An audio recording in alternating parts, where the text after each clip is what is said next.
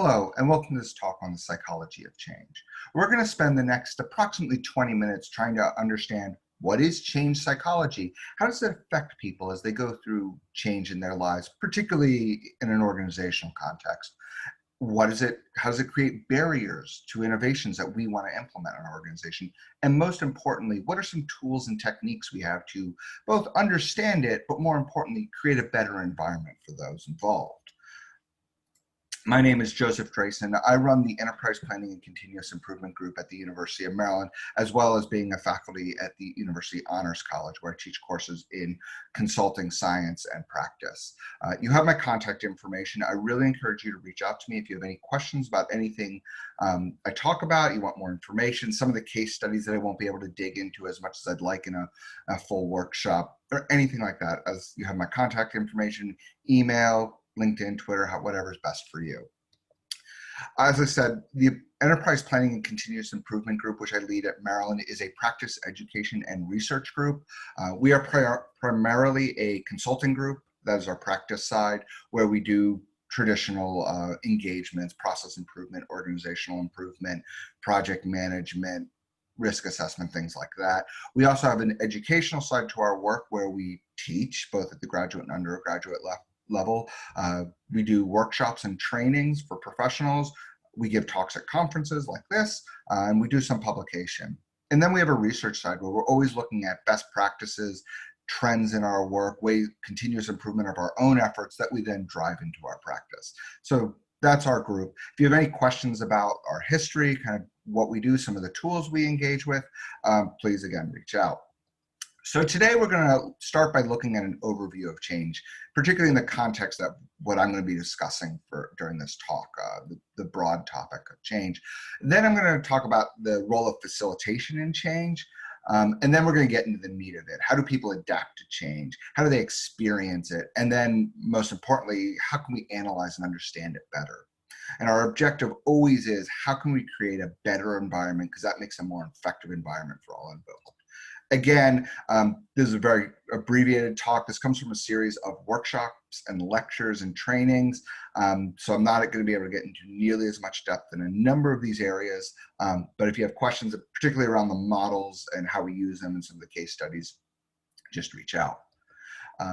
So I want to start with change. For the purpose of the next 15 minutes or so, we're talking about large-scale transformations of a system.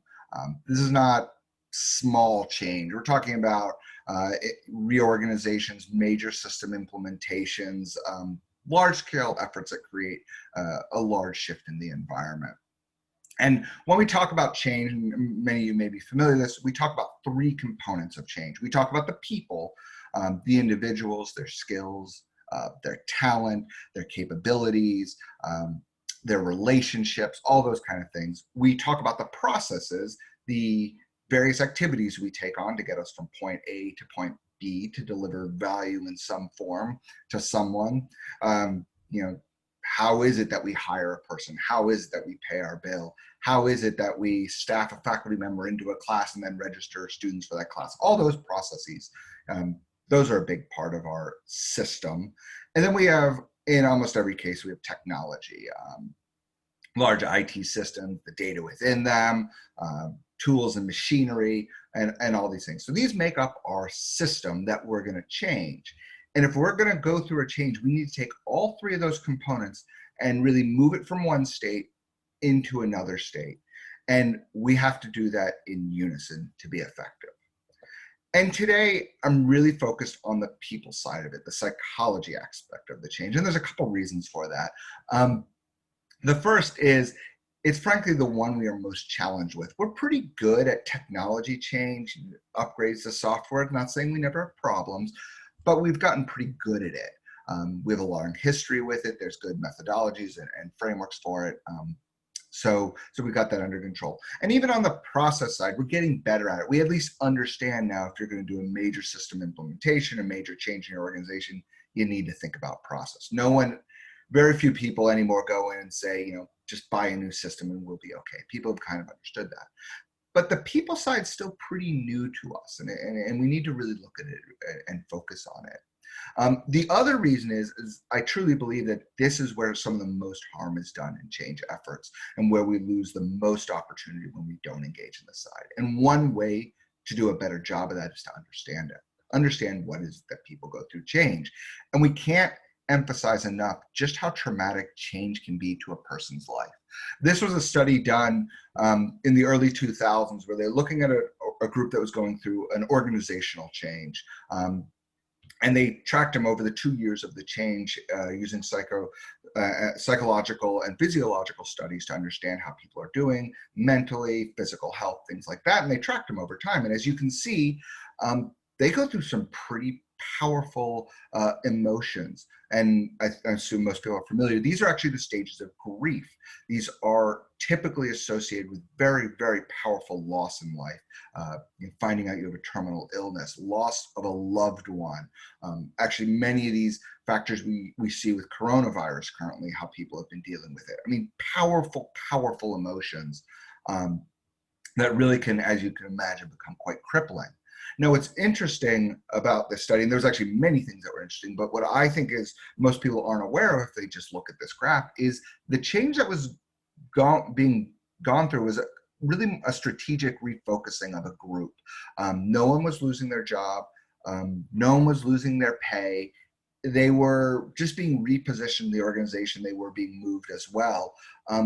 So things that we would normally associate with loss, like being laid off or something, none of that was happening. And yet, look how powerful the experience these people had. And I will say, as having led and been involved in many large-scale changes in my career, this is not atypical.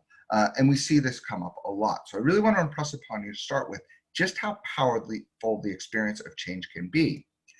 And that brings me to the first myth I really want to break. And that is that change can be managed. I mean, we have a whole business called change management. My own group is heavily involved in change management. What I'm going to tell you today is I think that's a bit of a myth. Those emotions we just looked at, depression, denial, can you really manage any of that? And yet we often try and treat people in those experiences like we treat processes and technology. And I just don't think that's realistic. And I think it's putting our efforts in the wrong place.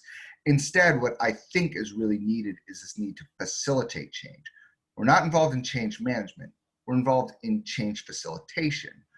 And to do that, we need to understand change. We need to, in order for us to be able to facilitate it, we need to understand what is it that we're guiding people through in this experience. And that is why, really what we need to be is these guides walking people through this change, taking them through the dark forest of uncertainty and anxiety and fear and denial and all these powerful experiences. We need to be their helper as we bring them through it. We're not managing and directing them through change. When we try and do that, it almost invariably fails. And we see that time and time again in organizations. So now I want to walk into the next step is taking this into mind. How is it that people do adapt to change? And I want to start with yet another myth, and that is that people are designed to change. And it's certainly something I was taught early on in my career, and when I was an undergraduate. That one of the great things about people is their adaptability, and the science tells us that's really not the case.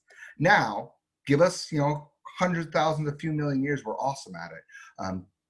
Evolution through natural selection pressures is really powerful at optimizing and adapting a species, no doubt about it.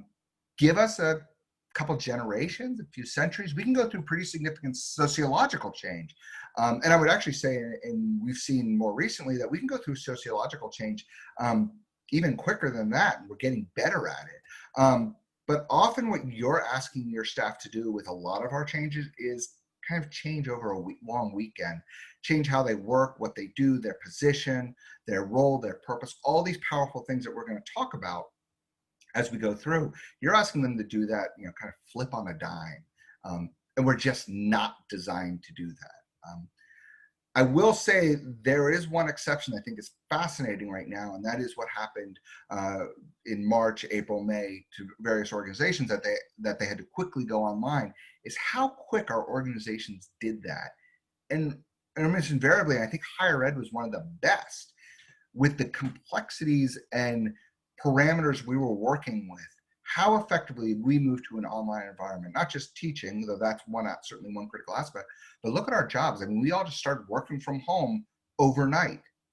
And at least in our organization and most I've spoken with, people didn't really lose a step. So I think it's going to be really interesting when we get back to some semblance of normalcy to look back on what was it about that change that allowed us to adapt so effectively. We don't do that with many things. Instead, we really are designed for predictability and consistency. And that's the second principle I want to talk about. It is actually at the very essence of what and who we are. Some people don't realize it, but we operate almost completely on autopilot. We actually process very little of our environment visually or audibly. We actually can't. Different studies have different numbers, but somewhere between 5 and 15% of the visual environment is actually seen and processed in your brain. The rest you kind of make up. You've seen enough trees in your life that once you've seen part of the tree, your brain kind of fills in the rest. And we need to do this because we actually don't have the processing power in our brain to actually be able to, interpret this constantly changing dynamic environment. So we rely on this kind of autopilot mode that we live in. This is why, by the way, if you ever gone for a drive on a weekend and you drive into your work parking lot before you've even realized it, that's why that occurs. It's this autopilot. You don't think about things. So many things are just happening. It's also why visual and optical illusions work and audio illusions work. I normally, when we do this in person, I have some fun optical and audio illusions to share with you. I encourage you to Google those terms. There's some awesome examples, which I think is really fascinating and interesting because those shouldn't work. If we really observe the whole world, we would never be fooled by those things. But we operate almost completely on autopilot. And you, as a leader in your organization, you're about to wreck everything the person expects in their environment. Their day-to-day is going to completely change. The tools they use, the languages they use, the processes they execute, et cetera, et cetera. You're kind of making a mess of that. So now we understand that people aren't great at adapting to change, and we often ask them to do far more than they're probably really designed to do. So now we're going to really look at the deeper part, is how do they experience it? So we're going to make them go through this change that they're not really designed for. What do they experience? And that's where I want to bring up yet another myth, and that is that people resist change. Again, another term we're all told often from day one. It's in almost every undergraduate business book, I can tell you that.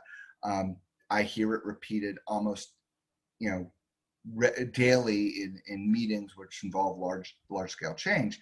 And I think it's a really harmful mentality. And there's a couple reasons for it. And not just that it's actually factually not really accurate. It's a lot more complicated. And we're going to talk about what people often confuse with resisting change. But one, I think it's a really toxic phrase because it's often used to pass the buck of blame or difficulty from the leadership group, who I believe is responsible for change, to the staff and the middle managers, who they often act as if that is the fault. So it's saying it's not that I didn't explain the change well, or I don't know how to lead the change, or maybe my change is really not a great idea. People just resist change. And that's often, almost premeditated. We're not even going to communicate about our change because people resist it so inherently. The other thing I think we really need to keep in mind is when it comes to change, let's be honest, most changes have been pretty negative in the past. It's furloughs, people being laid off, more work and no more resources, expanded responsibilities. I mean, there aren't a lot of examples where someone just comes into your office and gives you good news. And again, going right back to that, what I was talking about with adaptation and coronavirus, when we implemented those working from home, did anyone in your organization resist that? I know at my organization, I didn't hear anyone. And in fact, I've talked with several other organizations, it's almost universal that people accepted that. So the next time someone says people resist change, refer them back to the fact that we all went through a dramatic change and almost no one resisted it. And think about why is that? So I hope we stop talking about it in terms of resistance to change, but we do need to understand a couple other things. And one is that people struggle with uncertainty. They struggle mightily with uncertainty. If you think about the second principle, that people operate in autopilot, this is kind of the flip side of that.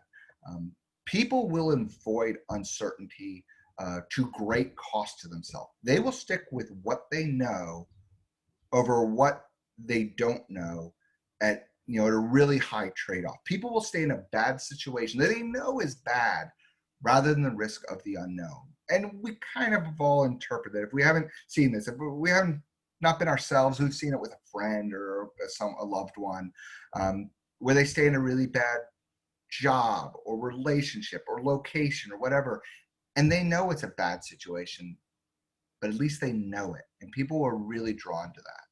It turns out when people start to experience uncertainty about the future, they very quickly it's called uncertainty-based anxiety, but it's essentially our body trying to predict the future. And when we have so many unknowns, we become anxious about it. Now, some people experience anxiety certainly a lot faster than others, but we all, unless you're a test pilot for a living, you experience anxiety at some point in your life. And very quickly, this anxiety, this uncertainty-based anxiety, will start to develop stress. It's our body's natural reaction. It's actually, evolutionarily, it's a very good thing. It prepares us for battle, because if you think about it, when you don't know if something's good or bad, best to prepare for it being really bad.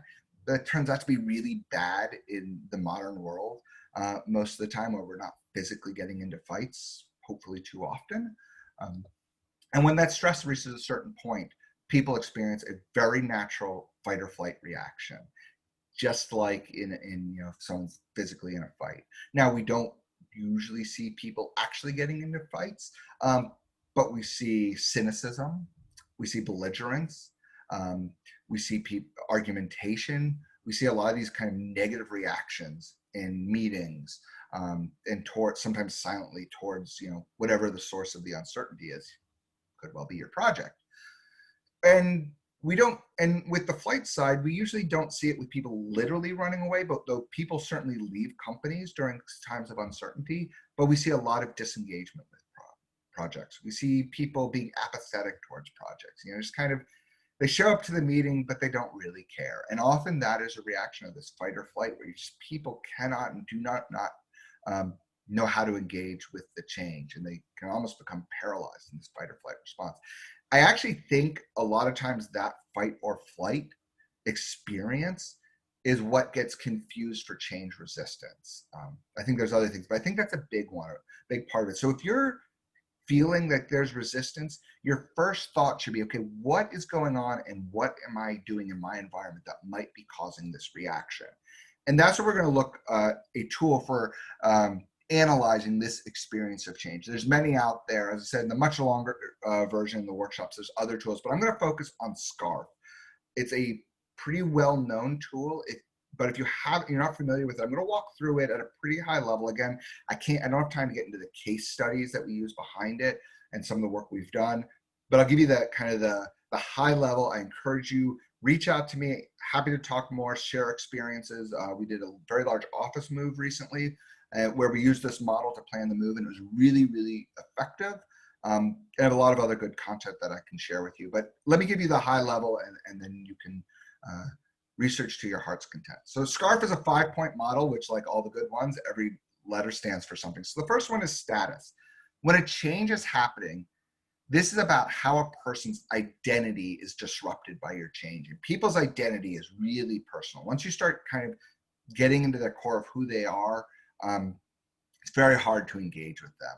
So status looks at not just obviously status and rank, hierarchy in the organization. That is a big purpose of aspect of it, but also a person's purpose.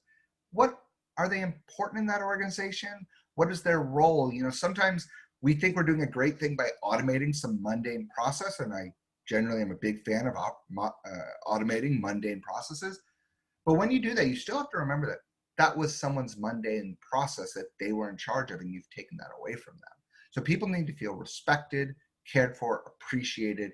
And the minute your change affects that, you're going to really struggle to get people to engage positively with your change. The move I referenced earlier on, we had to do a lot of things because we were moving off campus. People were losing their offices. How do you make people feel important when that's happening? And we had some pretty interesting and effective tools we used. The next one is certainty. I think I kind of hammered this enough earlier on. This is something I care greatly about, and I think it's something we really forget as leaders all the time. We often think we're doing a favor by not communicating because we don't have enough information, but often we're just creating these wakes of uncertainty that is really crippling our organizations. So having people who trust their leaders, can understand how adapt their mental models to the new world, and our ability to help them with that is really key. The next one is autonomy. People have a need to feel control over their environment. It's another of those really deep in our soul safety aspects. If we feel out of control, it's very hard for us to feel able to execute a change. So giving your staff and your as much control over and engagement in the experience that the change, whatever your project is really important. This is why actually a lot of facilitated sessions, for those of you who are business analysts or process analysts who run facilitated change sessions, this is one of the reasons those are so effective, because you are giving a huge amount of autonomy to the people in the audience. And it's some really great opportunities for tools and techniques that can create that. The next one is relationships, and this is one we don't think about a lot, but we're social creatures. We love each other, and we love our relationships, and that's key to who we are. This almost gets back to our status. But when we change things, we're really changing relationships. I often talk about this. I mean, there's a kind of the classic swim lane. We all love these models, but we sometimes forget when we start moving those boxes and lines around that, those boxes are people, those lines are relationships, and we're messing with all that, which isn't to say we don't change them, but we need to be cognitive of what we're changing. And the final one is fairness. And again, I don't have time to go into this. I'm running out of time as it is. I really encourage you to look into the concepts in organizational justice. This has to do with how that people have a need to feel that all ideas have been heard, considered, fairly adjudicated. People understand the decision makers, how decisions are made, that they're transparent, and that they're executed in a fair manner. It turns out the evidence shows us that people are not as concerned with their idea being accepted in order to engage with a change, only that they were heard and fairly adjudicated. And that's a key part of it. They need to know their idea was heard, it was fairly adjudicated, they know how it was adjudicated, they know who adjudicated, and they know the answer. When they know those things, they understand that not every request that they make can be done. Like, people understand that they're reasonable. But what often happens in large organizations is people don't really understand who is making the decisions, how those decisions are being made. And once there's a lack of fairness, people feel not only towards themselves, but towards others, it's really hard for your change to be successful. So the last thing I want to leave you with is some thoughts I've had recently on, is now the best time for change? I mean, we are dealing with a change unlike what many of us have ever experienced, more intensely than many of us have ever experienced for a longer period than most of us have ever experienced. So this change shock, as I've called it, I mean, it's like a shock to the system. It's awakened parts of us we never knew, both good and bad. So I thought about some opportunities and challenges we're going to have. So first of all, on a positive, people know change. They understand what it is. They understand the process. They've been through it. And frankly, they're a little confident. I mean, most people have gone through a pretty powerful change. And particularly in higher ed, I've been just really impressed with how effective higher ed has been dealing with. So people feel pretty good. They also recognize the value of change. I mean, we've had to automate a lot of things. We've had a lot of improvements they never would have done if this hadn't happened. And some of those we're going to keep. And so almost everyone's been exposed to something about their job getting better. Frankly, whatever change you make, it's going to seem small compared to what people are dealing with in the rest of their world. And at least for the time being, I think we're still at a point where people are happy to focus on work. I think if I were to give this talk in a couple more months, I'm not sure I'd say that same thing. But for now, I think people enjoy being busy with work and, working, caring, doing something they care about.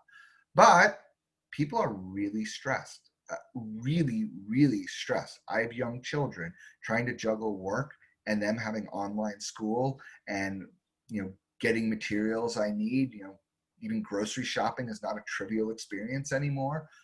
People are stressed. And remember, while we're talking about all that uncertainty and that stress, like they're already at a pretty high level. It's actually difficult right now for our organizations to look long term. We're so focused on just getting through the next month, and are we gonna, are we gonna come back to campus on Thanksgiving? What's the rest of the semester gonna look like? What are we gonna do for the spring? It's really hard to put a long term, major reorganization in place because we just don't know long term. I would say the drivers of change, those strategic drivers that normally drive, push us to make change. A lot of those are in flux, and we need to be very careful what we're doing in terms of change, because things that may make sense now may not make sense in a year or so. And frankly, we don't even know what the future is going to look like. It's hard to build change for a future that's so opaque. And that it's always the case that when you're going through a large change in your organization, there is uncertainty about what the future is going to look like. You never can predict the future, but now it's like we don't even have really an idea. And finally, and I kind of going back to what I said at the beginning of the challenges, is this your system, your people, particularly, they may be close to breaking. There's only so much stress the system can take. So thank you very much for your time. I know I ran through a lot of it. It's a lot of concepts. If you have any questions, again, please reach out. Here's several other talks that are being given by my team here on I have a talk on change management, which really looks at the interaction between change of those three parts of people, process, and tools, and kind of a new model we've been developing for approaching change in a more holistic manner. We have another talk on digitization and the common failures that people have when trying to go through a digitization process. And then finally, we have a wonderful talk on using images to tell stories, particularly when talking about process improvement and organizational change. So again, I'm Joseph Drasin with the University of Maryland at College Park. I look forward to hearing from you, and thank you for taking the time to listen.